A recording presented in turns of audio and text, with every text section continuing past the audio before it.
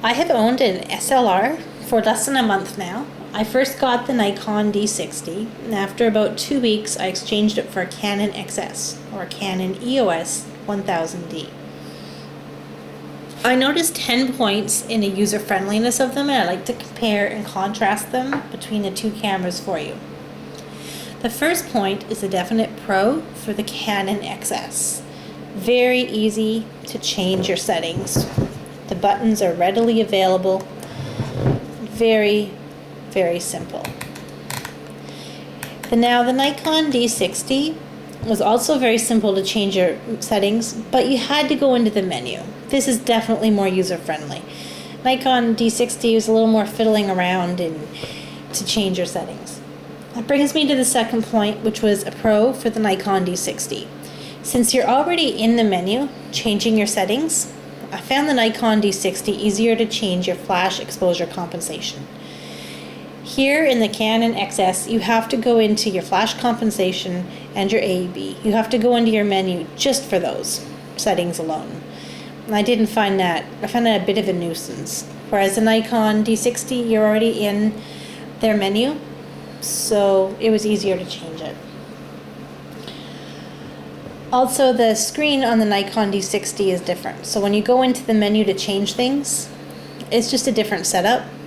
So also with the Nikon D60, they had a picture that showed your F number.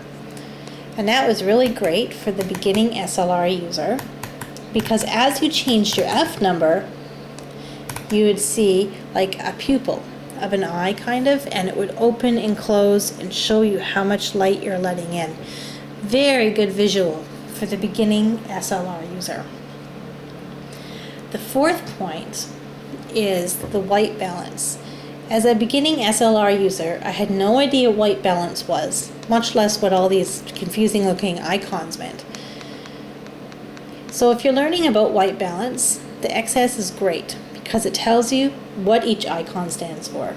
In the Nikon D60, I had to dig out the manual or go deeper into the menu to find out what these icons meant.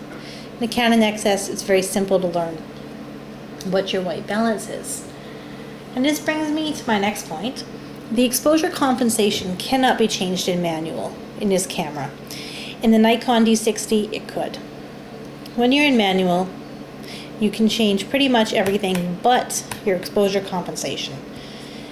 In this camera, you have to do that in one of your other modes where your aperture or your shutter speed are fixed for you. So I like that in the Nikon D60. Definite pro for that camera, to be able to change the exposure compensation while in manual mode. It's handy for things like sunsets. My next point is that the Nikon D60 is quieter when it takes pictures than a Canon XS, and it also fits better in your hand. This XS seems to be made for a smaller hand. Also, the hand grip, it's just a rougher texture. It does hold nice in your hand, but it does not hold as nice as the Nikon D60 did, I feel. My fingers are just not as comfortable as they were on the Nikon D60. Now, this is a good camera to hold, and once you're used to it, it's very comfortable. It was just an adjustment coming from the D60 to this. My next point is that to delete pictures, if you delete pictures as you go, the Nikon D60 was great. All you had to do was press the trash button twice. Here, you have to push 3 buttons to erase a picture. Maybe not a big deal, but if you're one of those people that like to delete pictures as you go, it is a little more fiddly and time consuming. Brings me to my next point, which is the focal points. Definite pro for this camera. It's very easy to select your manual points, and there's 7. The Nikon D60 has 3 focal points. Definite pro of this camera. Love the extra focus points. The last point I would like to make about this camera is another pro for the Canon XS, and it is the live view.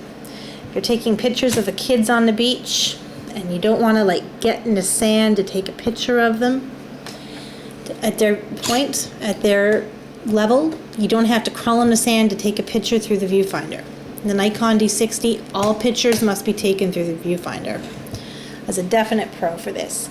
It's a matter of preference, which camera you're going to go for, but there's the 10 pros and cons I found of the two cameras.